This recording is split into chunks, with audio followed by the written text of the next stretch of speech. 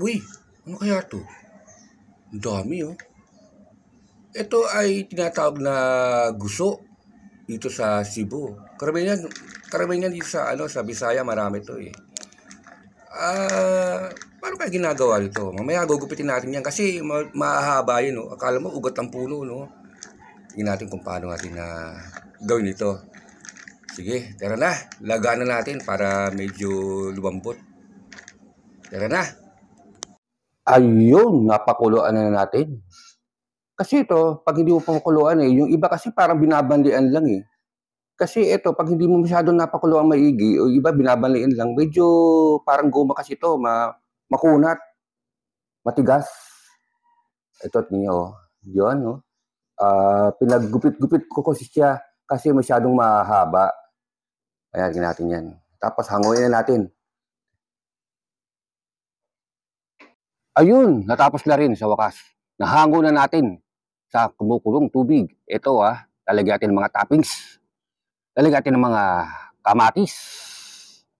Lalagyan natin ng kamatis yan. Yun. Katapos ng kamatis ay lagyan ng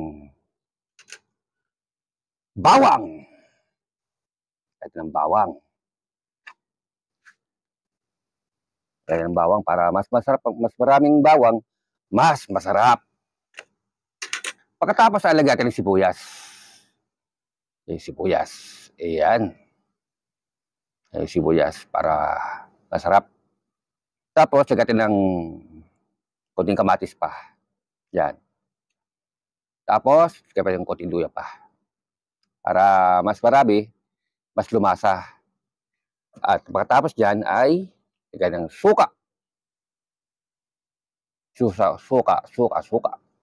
Ayun. Mas maraming suka para maluto sa suka. Yan. Tapos dyan, konting halo-halo lang konti. Yan. Hayaan mo lang maluto sa suka. Okay na yan. Tapos, bigyan natin ng kalamansi. Kung pwede rin ng kahit wala kayong kalamansi or na lemon, mas okay, mas lemon. Kaso dito kasi mahirap makakita ng lemon eh. Pwede rin kalamansi para medyo manumis-numis. Yatin. Yun. Dami natin. Yan.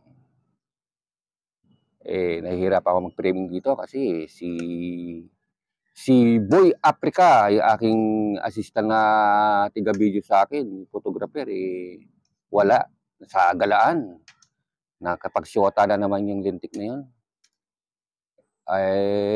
Ako na lang. Hirapan ako mag-framing dito. Paano ba to? Ito ulit ma-framing na maganda. Ayan, okay na to. Ayun, okay na. Kung tawagin to ay guso. Itong guso ay appetizer. Kung parang ano to atsara. Ang kinagandahan dito, kumakain ka ng mga fried, kapara sa mga chicken, or mga longganisa, lechon. Kasi di ba kailangan natin ng mga parang appetizer nga, kung tawagin.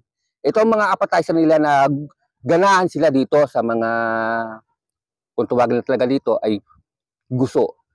Ayan, ito yung gusto nila. Yun. Good, cameraman. Ang aking idol talaga to si Boy Africa.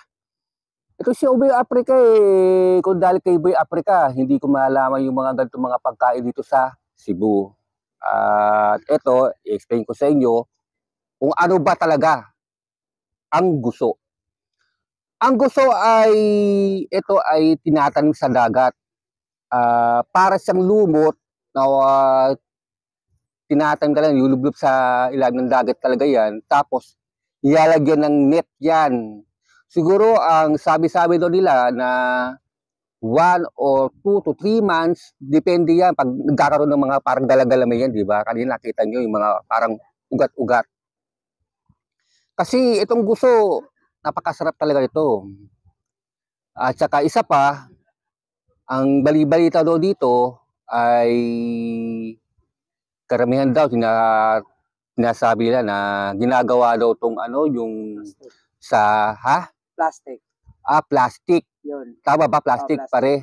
Paring ano si Boy Africa. Sabi ni Boy Africa nga sa akin yung nagbibideo sa akin na cameraman dahil si Boy Africa dahil binigkas ko sa ni Boy Africa kasi ano talaga siya kala mo Amerikano galing siyang Africa, Africa talaga kasi katawan niya matipuno. Pero maraming chicks yan. Pero darating din po tayo diyan mga katrip. Dito muna tayo sa guso. Tsaka ang guso, yung nga, sabi lang nila na ginagawang plastic o tupperware, di ba pare? O tupperware. Pero meron pa iba na lain. Iba, sabi daw, lain. Sabihin ng lain ay iba na ginagawa daw doon ng mga tsinelas. Goma ng tsinelas. Aba, paano magiging goma ng tsinelas to Ba't magiging goma ng tsinelas to? Yun lang sabi-sabi nila dito sa Cebu. Goma ng tsinelas. Isa pa, di ba?